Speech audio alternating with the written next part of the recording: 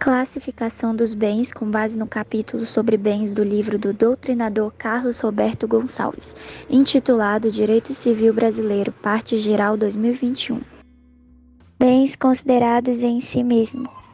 Bens imóveis são um bem que não pode ser movimentado sem mudar a sua essência, ao contrário de um bem móvel, que pode ser movimentado sem mudar a sua essência ou que possui um movimento próprio. No atual artigo 79 do Código Civil, são bens imóveis o solo e tudo que lhe incorporar natural ou artificialmente, tendo alguns exemplos como casa, apartamento, terreno, galpão, entre outros. Já os bens móveis, pelo artigo 82 do Código Civil, são que estão suscetíveis de movimentação própria ou de remoção por força alheia, sem a alteração da substância ou de destinação econômico-social, tendo como exemplo carro, televisão, telefone, entre outros.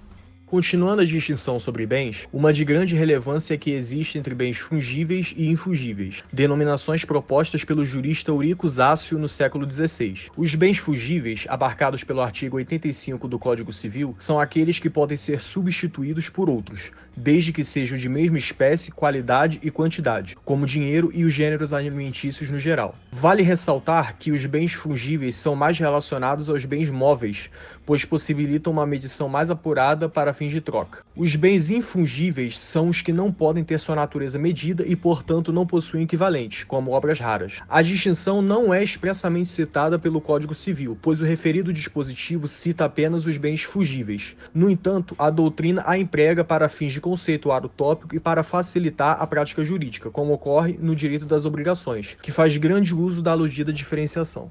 Bens consumíveis e inconsumíveis. De acordo com o artigo 86 do Código Civil, são consumíveis os bens móveis cujo uso importa na destruição imediata da própria substância, sendo considerados tais os destinados à alienação. Isso significa que são aqueles bens que, conforme o seu uso, vão perdendo a sua essência, a sua substância, vão se esgotando, como, por exemplo, a comida, o shampoo e o combustível. Mas cuidado!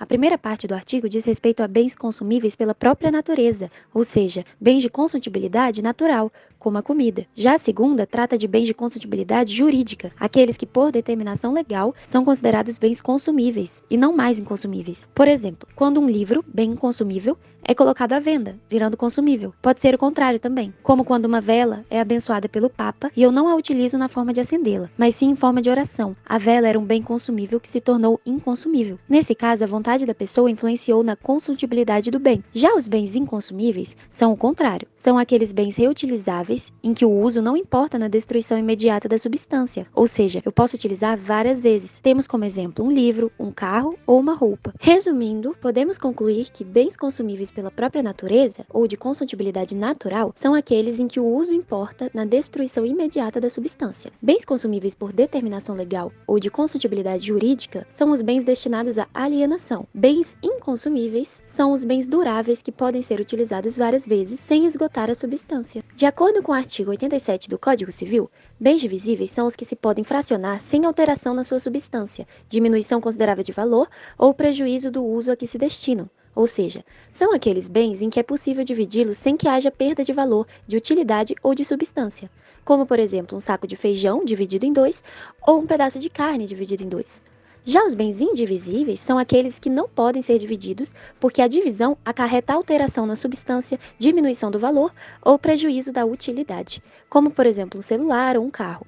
Além disso, de acordo com o artigo 88 do Código Civil, temos: os bens naturalmente divisíveis podem tornar-se indivisíveis por determinação da lei ou por vontade das partes. Por exemplo, um terreno, que naturalmente é um bem divisível, mas que por determinação legal ou por vontade das partes é proibido de ser dividido, se tornando um bem indivisível. Os bens singulares e coletivos. Os bens, quando eles são considerados singulares, são quando justamente suas partes da mesma espécie estão ligadas pela própria natureza, como por exemplo um cavalo, uma árvore, enquanto você também tem os compostos, que são justamente quando suas partes elas se encontram ligadas pela indústria humana, como por exemplo o edifício. É claro que dependendo da análise, ele pode ser considerado, por exemplo, um bem singular ou coletivo, dependendo de como você encara ela, se de forma individual ou agregada, como por exemplo o caso de uma árvore que ela se encontra sozinha, um ambiente sozinho, ou então na floresta. No caso da primeira, a gente veria como um bem singular e o outro como coletivo por fazer parte de uma universalidade. Além disso, o artigo 84 aqui justamente regulamenta sobre a questão dos bens singulares, enquanto que o artigo 90 fala e traz mais informações sobre justamente os bens coletivos. Bens reciprocamente considerados.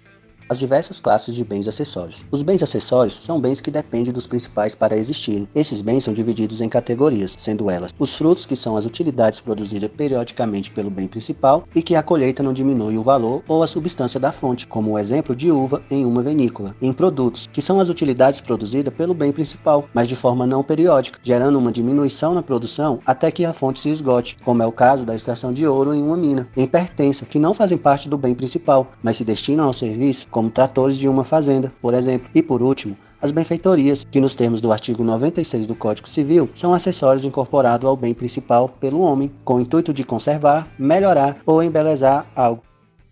Outros tipos de bens. Bens corpóreos dispõem de uma existência física. Por exemplo, vestido, garrafa, cadeira. O titular aliena o interessado por meio de contratos de compra e venda. Agora, bens incorpóreos, eles apresentam apenas existência jurídica.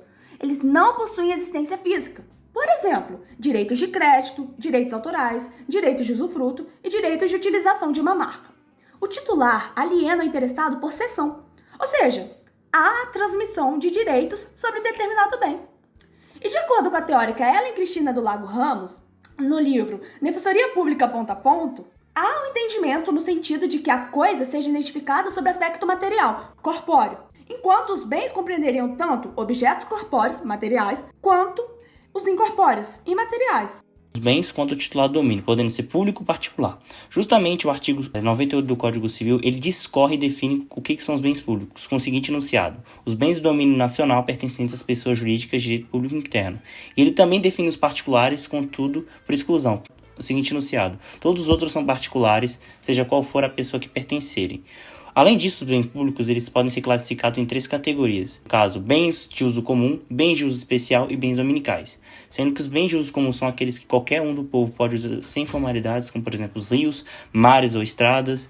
Os bens de uso especial são aqueles dispostos apenas para execução dos serviços públicos, como por exemplo os edifícios onde estão instalados serviços públicos, escolas, ministérios. E já os bens dominicais são os que formam os patrimônios das pessoas jurídicas do direito público, e são de domínio do privado do Estado. Continuando a dissertação sobre bens, existem aqueles que os juristas romanos denominavam extracommercium, pois não são suscetíveis de venda e troca. Para os romanos, esses bens se restringiam aos que são comuns a todos, tais como o mar e o ar atmosférico. Já o Código Civil Brasileiro de 1916 possuía um capítulo dedicado às coisas que estão fora do comércio. Todavia, esse capítulo e seu conteúdo não foram transpostos para o Código de 2002. De todo modo, a doutrina elenca os bens extracomércio na seguinte linha: os que são naturalmente inapropriáveis, quais sejam os bens comuns da natureza aos quais os romanos se referiam, os legalmente inapropriáveis, aqueles a que a lei veda à venda, os indisponíveis pela vontade humana, como os previstos em testamento, e, por fim, são igualmente indisponíveis os bens relacionados aos direitos da personalidade, que tocam o princípio da dignidade da pessoa humana. Bem de família é a propriedade destinada à residência e moradia da família, que recebe o benefício da empenhorabilidade. Pode ser conceituado como imóvel utilizado como residência da entidade familiar, decorrente de um casamento, uma união estável ou entidade monoparental. Protegido por previsão legal específica. Eles devem ser protegidos por serem um patrimônio mínimo necessário para se viver com dignidade e por isso são impenhoráveis. Porém, existem bens de família que não integram a regra da impenhorabilidade. São eles veículos de transporte, obras de arte e adornos suntuosos, segundo o artigo da Lei 8009/90.